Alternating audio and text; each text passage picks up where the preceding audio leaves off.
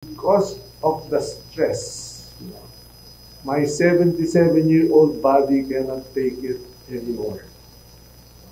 That's the other half of the situation.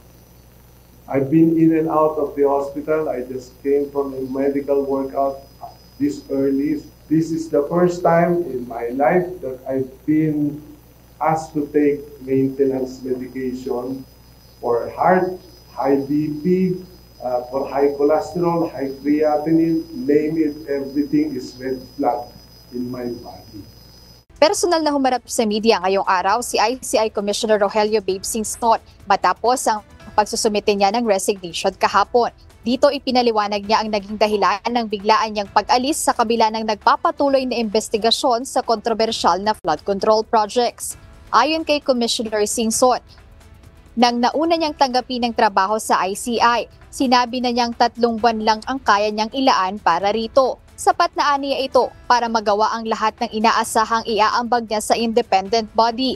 Kabilang na rito ang pagpapaliwanag ng proseso sa budget at iba pang trabaho na may kaugnayan sa Department of Public Works and Highways na dati niya na ring pinamunuan.